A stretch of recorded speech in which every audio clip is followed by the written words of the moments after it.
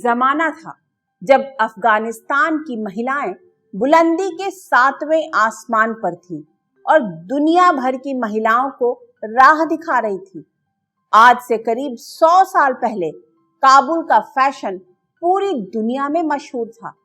तब अफगानिस्तान पर बादशाह अमानुल्लाह खान की हुकूमत थी।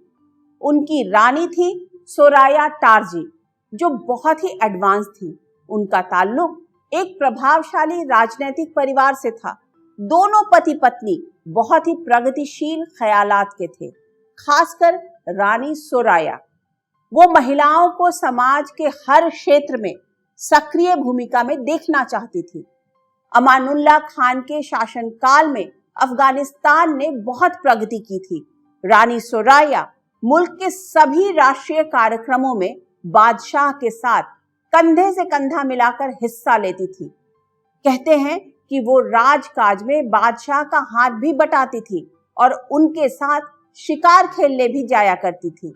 ये किसी भी मुस्लिम देश के लिए बहुत हैरानी की बात थी।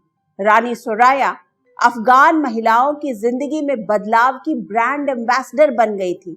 देखते ही देखते अफगानिस्तान की संभ्रांत महिलाओं का पहनावा, चाल ढाल, बातचीत का तौर तरीका लंदन और पेरिस की हाई सोसाइटी की महिलाओं जैसा था, या ये कहें तो उनसे भी कई कदम आगे था।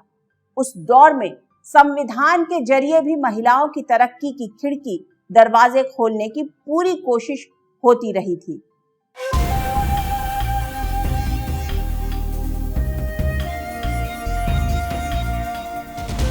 ये तस्वीरें आज से करीब 93 साल पहले की हैं। अफगानिस्तान के बादशाह अमानुल्लाह खान अपनी रानी सोराया टारजी के साथ इंग्लैंड दौरे पर पहुंचे। अफगानिस्तान की रानी का पहनावा और तौर तरीका बता रहा है कि वो कितनी खुली और उदार सोच की महिला थी।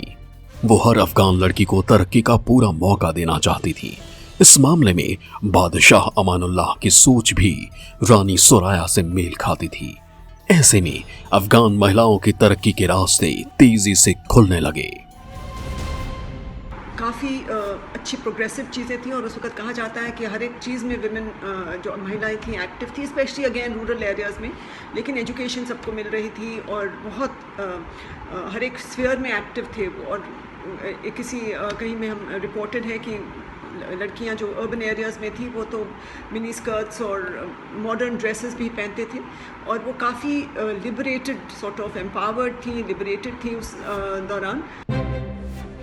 बादशाह अमानुल्लाह ने घूंघट के खिलाफ अभियान छेड़ दिया। वो ऐसी हर सोच के खिलाफ खड़े नजर आने लगे जो किसी की तरक्की की राह में आड़े आ रहा हो।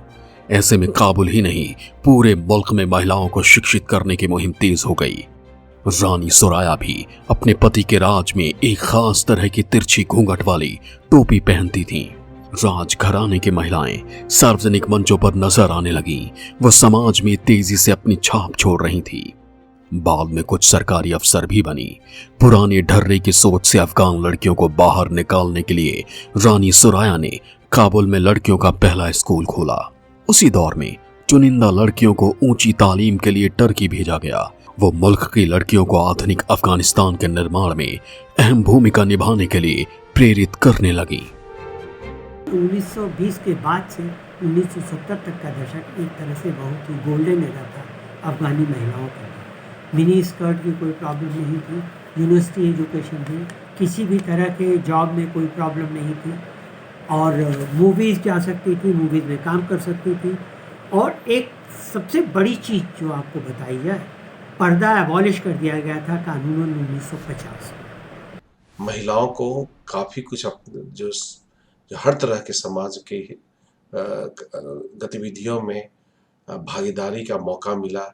लेकिन उससे भी ज़्यादा आश्चर्य तो यह होता है कि 19वीं सदी के अंत के दिनों में और 20वीं सदी के शुरुआत के दिनों में एवं वहाँ के जो राजकाल था, वहाँ उन्होंने भी एक आधुनिक अफगानिस्तान की नींव रखी थी और उस नींव में महिलाओं को काफ़ी कुछ समाज के विभिन्न हिस्सों में, विभिन्न गतिविधियों में कार्य करने के लिए प्रोत्साहित किया था। वो एक ऐसा दौर था जिसमें टर्की, ईरान, मिस्र जैसे मुल्क राष्ट्र आधुनिकीकरण की राह पर आगे बढ़ रहे थे। ऐसे में अफगानिस्तान का संपन्न वर्ग इस बदलाव से प्रभावित हुआ, लेकिन कट्टरपंथी मुस्लिमों को बदलाव की ये बयार जरा भी रास नहीं आ रही थी। लेकिन अफगानिस्तान तेजी से बदलावों की राह पर आगे बढ़ता रहा। साल 1933 में ज़हीर शाह राजा बने। उन्होंने भी महिलाओं की तरक्की के रास्तों को और बेहतर बनाना शुरू किया। पर्दा प्रथा कल की बात हो चुकी थी। महिलाओं को संवैधानिक रूप से बराबरी के अधिकार मिल चुके थे। अफगानिस्तान के हर क्षेत्र को महिलाएं अपने हुनर और हौसले से प्रभावित कर रही थीं। 60s में 70s में अलग अलग दौर से अलग अलग गवर्नमेंट थे वहाँ पे, लेकिन हर एक गवर्नमेंट ने औरतों की प्रॉब्लम्स को सही ध्यान देके उनकी धीरे धीरे तरक्की कर रहे थे। और ये जो है औरतों के लिए बड़ी खुशी की बात थी कि ये हो रहा था, और ये ऐसे कोई डिस्क्रिमिनेशन नहीं हो रही थी औरतों के खिलाफ उन दिनों में। इवन किंग ज़ाहिर शाह के टाइम में वो पूरी दुनिया में देखते थे औरतों की तरक्की क्या हो रही है, वो चाह रहे थे कि उनके देश में भी ऐसी तरक्की हो। अब जरा काबुल में चल रहे इस फैशन शो को देखिए। ये 70 के दशक की तस्वीरें हैं। इससे अंदाजा लगाया जा सकता है कि आज से 40 से 45 साल पहले का अफगानिस्तान कितना रंगीन और एडवांस था। फैशन के नए रंग और आंखों में हजारों सपने लिए लड़कियां काबुल की यूनिवर्सिटी में पहुंचती थी और मुल्क के दूसरे हिस्सों के कॉलेजों में भी। उन पर कोई पाबंदी नहीं। उन्हें अपने हिसाब से जिंदगी जीने और अपना मुकद्दर तय करने की पूरी आजादी थी। 70 के दशक में काबुल का फैशन शो दुनिया भर में चर्चा का विषय हुआ करता था। कहा जाता है कि जो डिजाइन काबुल में आज दिखेगी वो महीने भर बाद यूरोपीय देशों के फैशन शो में दिखेगी। ऐसा कोई क्षेत्र नहीं था जहां अफगान महिलाओं की दमदार मौजूदगी नहीं रही हो। महिलाएं संसद से समाज तक में छाई हुई थी। पुरुषों के कंधे से कंधा मिलाकर आधुनिक अफगानिस्तान को गढ़ने में लगी हुई थी। मुस्लिम कट्टरपंथियों को काबुल का कल्चर बिल्कुल रास नहीं आ रहा था। शीत युद्ध के दौरान अफगानिस्तान में सोवियत रूस के घुसपैठ के बाद अमेरिका ने पाकिस्तान की मदद से तालिबान को बढ़ावा दिया। कट्टरपंथियों की एक ऐसी फौज खड़ी हो गई जो अफगानिस्तान की आधुनिकता को मटियामेट करने के इरादे से आगे बढ़ रही थी। काबुल जैसा ही कल्चर कमोबेश पड़ोसी मुल्क ईरान के तेहरान में भी था। आधुनिकता की छाप तेहरान के समाज में भी साफ साफ दिख रही थी। साल 1979 में आयतुल्लाह खुमैनी की अगुवाई में इस्लामिक क्रांति हुई और आजाद ख्यालात वाले मुल्क ईरान में शरिया कानून लागू हो गया। कड़ी पाबंदियां लगा दी गईं। ईरान में हुए बदलावों का साइड इफेक्ट अफगानिस्तान में भी दिखा। 90 के दशक में तालिबान का अफगानिस्तान पर कब्जा हो गया और वहां की महिलाओं की आजादी खत्म हो गई। जो अफगानिस्तान कभी महिलाओं के लिए जन्नत हुआ करता था वो जहन्नुम से भी बदतर बन गया।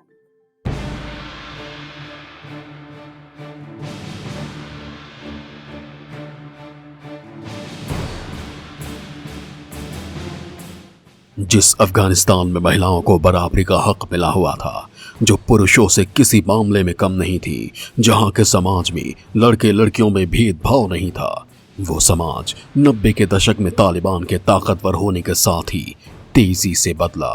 महिलाओं पर हजार तरह की पाबंदियां लगा दी गईं, उनकी आजादी छीन ली गई, नियम तोड़ने वालों के लिए कड़ी सजा मुकर्रर कर दी गई। औरतों की जो स्थिति थी इतनी खराब और गंभीर हो गई थी कि वो अब भी सोच के उनको लगता था कि वो कुछ नरक से गुजर रहे हैं। और जो भी औरतें थीं उस वक्त 1996 में जब तालिबान आई थी, तब भी औरतें यूनिवर्सिटी में पढ़ा रही थीं, टीचर्स थे, स्कूलों में पढ़ा रही थीं और अपने बिजनेस से थोड़ा सा शुरू किया था। ये सब कुछ बंद हो गया। बिल्कुल जो औरतों की एजुकेशन थी, उनकी पढ़ाई थी, बिल्कुल बंद हो गई और वो जैसे वापस डार्क एजेस में चले गए और अपने घरों में बैठ के कुछ नहीं कर सकते थे। ना वो सोशल वर्क कर सकते, ना वो जॉब्स कर सकते थे, ना वो अपने हुकूमत जमा सकते थे। और जो उनके साथ अन्याय हो रहा था कि इसके बारे में किसी से जाके सामने पेश भी नहीं कर सकते थे। तालिबान कट्टरपंथियों के राज में महिलाओं को सिर से पैर तक शरीर को ढक कर रखना होता था। शरीर का कोई भी अंग दिखने पर कड़ी सजा मुकर्रर थी। 8 साल से बड़ी लड़कियों के स्कूल जाने पर रोक थी। महिलाएं अकेले घरों से बाहर नहीं निकल सकती थीं। महिलाओं को हाई हील्स सैंडल पहनने की इजाजत नहीं थी। उन्हें खिड़कियां बालकनी से बाहर देखने से मनाही थी। औरतों की जो ज़िंदगी थी, महिलाओं की ज़िंदगी बिल्कुल ही नरक की तरह बना दी थी।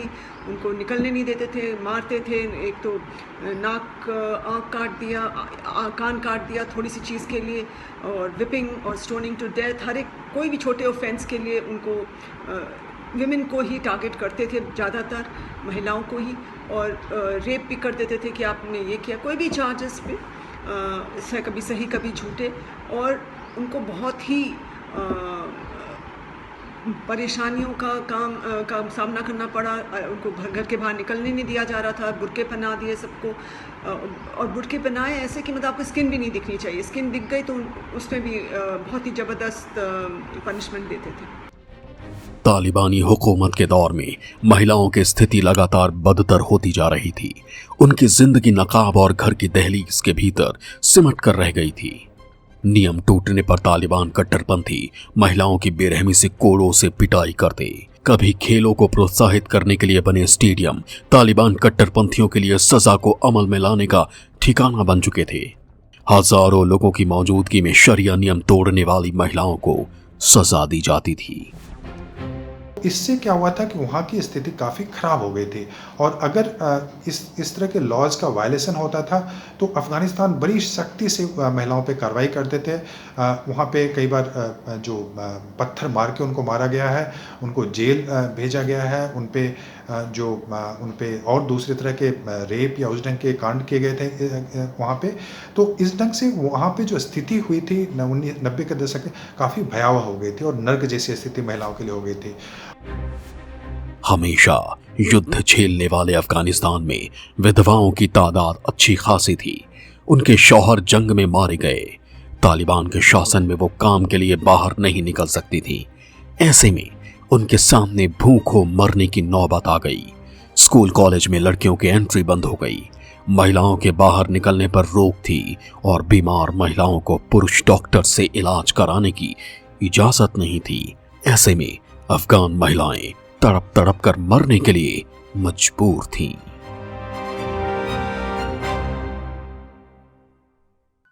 तालिबान राज में महिलाओं को अपनी जिंदगी काल कोठरी में बितानी पड़ी। तालिबान के सामाजिक व्यवस्था में महिलाओं का वजूद मायने नहीं रखता था। उन्होंने खुद को सिर से पैर तक ढक कर रखने, शौहर को खुश रखने और बच्चों की परवरिश को ही नियति मान लिया। अफगान में 2 तरह की महिलाएं हैं, एक शहरी और दूसरी ग्रामीण। दूर दराज के इलाकों में अमेरिकी फौजों की मौजूदगी के बावजूद तालिबान का अच्छा खासा प्रभाव रहा है। आपको जानकर आश्चर्य होगा कि तालिबान के प्रभाव वाले इलाकों में महिलाएं अपना नाम नहीं बताती हैं, क्योंकि वहां के कट्टरपंथी सोच वाले समाज में यह अच्छा नहीं समझा जाता है। कभी महिलाओं के मामले में इतना एडवांस रहे अफगान समाज के बारे में सोचिए, जहां एक महिला अपनी पूरी जिंदगी गुमनामी में गुजार देती है। लड़की के पैदा होने के बाद उसे परिवार से एक नाम तो मिलता है, लेकिन घर की दहलीज के बाहर उसे कोई नाम से नहीं बुला सकता। यहाँ तक कि निकाह के कार्ड पर भी लड़की का नाम गायब रहता है। मरने के बाद उसकी कब्र पर लगे पत्थर पर भी उसका नाम नहीं लिखा जाता। वो किसी की बीवी, किसी की माँ, किसी की बहू के नाम के साथ अपनी पूरी जिंदगी गुजार देती है। अब अफगान महिलाएं इस परंपरा के खिलाफ आवाज बुलंद कर रही हैं और अपनी पहचान की लड़ाई लड़ रही हैं। 20 साल पहले तालिबान राज के खात्मे के बाद धीरे धीरे महिलाओं की स्थिति में सुधार होने लगा था।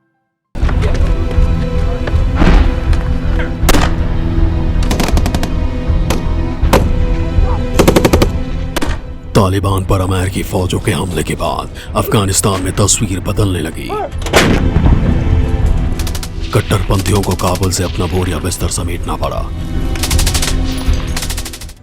नई सोच की सरकार बनी, जिसका मिजाज लोकतांत्रिक और सोच खुली थी। शहरी क्षेत्रों में रहने वाली अफगान महिलाओं की तरक्की के रास्ते फिर से खुलने लगे। उन्हें तालिबान कट्टरपंथियों की कड़ी पाबंदियों से आजादी मिलने लगी। इन 20 सालों में हमने देखा है कि जो बच्चियां हैं, लड़कियां हैं, वो स्कूल जा रही हैं दोबारा। पहले लड़कियों के लिए स्कूल बिल्कुल मना था, तालिबान के ज़माने में बिल्कुल मना था, लेकिन अब जो है प्राइवेट स्कूल में जाते हैं, अंग्रेजी लैंग्वेज स्कूल में जाते हैं, और पब्लिक स्कूल्स में लाखों के तादाद में वहाँ पे लड़कियां वहाँ स्कूल में पढ़ रही हैं। और इस पढ़ने के बाद वो अपने बिजनेसेस शुरू कर रहे हैं, एंटरप्राइजेस शुरू कर रहे हैं, एक्सपोर्ट हाउसेस कर रहे हैं। कोई भी क्षेत्र आप देखें उसमें औरतों का रोल बहुत बड़ा है आजकल। स्कूल कॉलेज में लड़कियों का दाखिला बढ़ने लगा।